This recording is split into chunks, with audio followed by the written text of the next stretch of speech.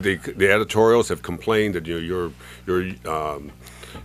trying to fight budget balancing issues of furloughs, and that you're intimidating public officials who are running for office and giving them money for their the candidates giving you money instead of you giving candidates money for campaigns.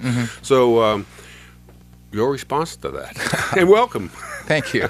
I know you're glad you came in. There you go. The Post's editorials about our political operation, I think, miss the mark, which is that we are committed to working with politicians who support public education. And we the so-called Apple Ballot. The Apple Ballot, correct.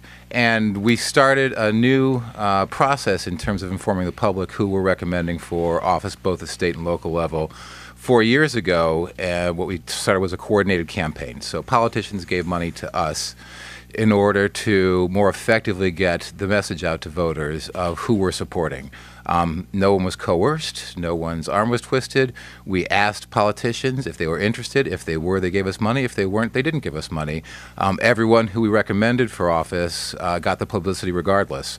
But a lot of politicians believe that this was a more efficient use of their money. It got to more voters more quickly, and I think, the Post allegations completely miss the mark. So we're not leaning on anybody. How many candidates appear on an Apple ballot? I mean, how many candidates do you endorse in say in 08? In 08, it was 47. And of the 47, how many of the 47 gave money to the coordinated campaign? I believe all but 2 did. Okay, so there's a correlation there between who gets endorsed and the sort of... The money comes after the endorsement, right? Correct, yeah. The entire endorsement process, it's actually, we call it a recommendation process. That all happened prior to the coordinated campaign even starting. None of the candidates were asked for money until actually months after we finished our recommendation process. How many of the 47 won? Something like 42? 42, correct. That's a pretty good batting average. It was pretty good, yep. The Orioles could use. Yes, they could. Nats are doing better, though.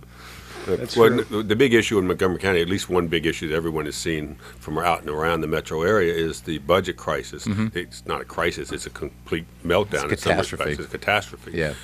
Some of the workers I think the plan is for them to take 2-week furloughs, and some you have to give back money. I think you gave back money last year in terms of wages. But you're resisting a furlough for teachers this time around. What's that about? That's correct. Well, we think that the circumstances are so different between what the work is on the county government side and the school system itself, and the work circumstances of the folks both in my unit and the other 2 units within the school system, the administrators and support staff, are such that it doesn't make sense to try to furlough folks. We also think, quite honestly, that there are ways to fix the budget without furloughing anyone, and that's what we've advocated for. Cut somebody else? Or what? Well, there's a bunch of different moving parts within the budget process. There's the reserve fund, which we believe could be a little bit lower than it's set right now. That would free up enough money, if they do that, to avoid furloughing any of the employees in the county government or the school system as well. And we also think that because of the school year itself and the limited number of days students have and teachers have to do the teaching and learning, the instructional days are mandated by state law, so we can't really dip into that. And the other days are days that teachers need to get ready for school, to prepare, to plan, get their rooms ready. A lot of people don't work with believe each other. That. They think it's just free time for the teachers. Is it really that onerous? Actually, it is.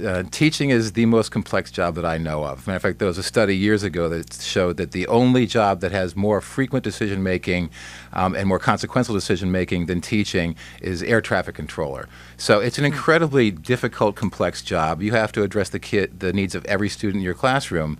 And increasingly, both in Montgomery County and around the country, teachers work together. You don't go in your classroom and close the door and do your job and then leave. You're talking with other teachers, you're talking with paraprofessionals, you're talking with special educators. So folks need the time to be able to get ready.